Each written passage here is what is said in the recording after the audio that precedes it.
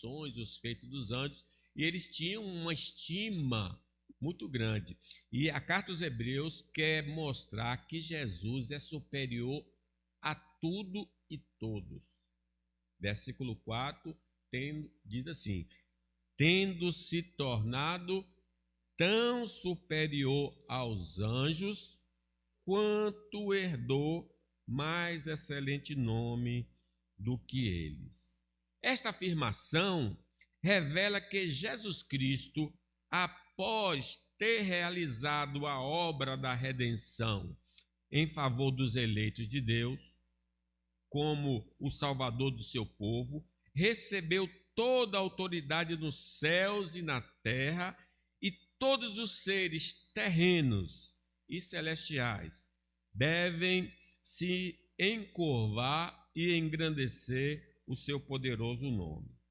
Nós sabemos que o apóstolo Paulo, escrevendo acerca do Senhor Jesus Cristo, pelo que também Deus o exaltou sobremaneira e lhe deu um nome que é acima de todo nome, para que ao nome de Jesus se dobre todo joelho nos céus, os anjos, os seres angelicais, na terra, os homens, e debaixo da terra, os que já partiram desta vida.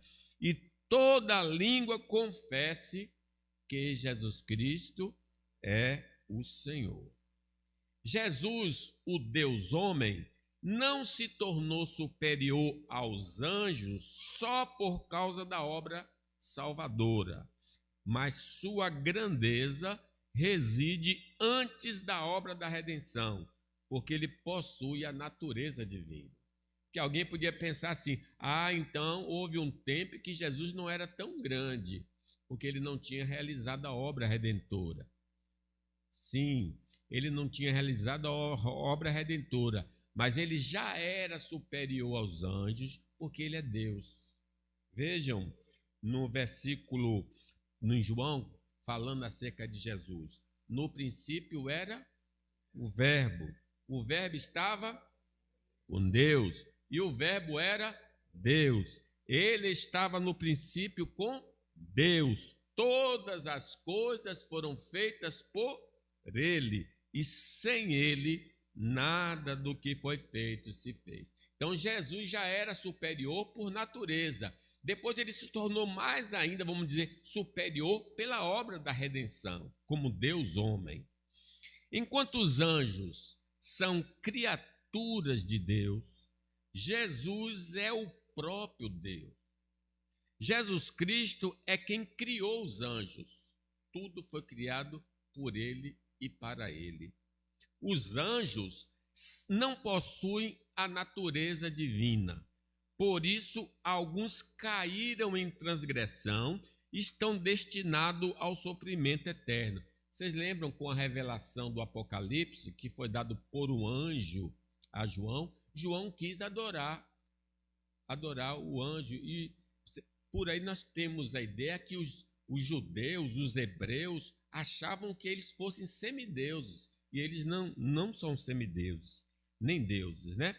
Pedro falando acerca da queda de alguns anjos. Ora, se Deus não poupou anjos quando pecaram, Deus não peca, os anjos pecam. Antes, precipitando-os no inferno, os entregou a abismo de trevas, reservando-os para juízo. Quando Jesus é chamado de Filho de Deus aí no nosso texto, o texto quer dizer que ele possui a natureza divina. Agora, quando nós e os anjos somos chamados filhos de Deus, é uma concessão do Senhor. Nós não temos a natureza divina, né? Deus é Deus. Jesus é chamado de Filho de Deus porque ele é igual ao Pai. Os anjos são chamados, por exemplo, ali em Jó, vieram os filhos de Deus. É um título dado aos anjos, mas eles não possuem a natureza divina. Versículo 5, vejam aí: pois a qual dos anjos disse jamais: tu és meu filho, eu hoje te gerei, e outra vez lhe serei pai, e ele me será filho. Ele está querendo falar aqui da natureza divina do Filho de Deus. Os anjos não possuem a natureza divina. Versículo 6 diz aí: e novamente, ao introduzir o primogênito no mundo, quando Jesus veio em forma humana, que nasceu da Virgem, diz: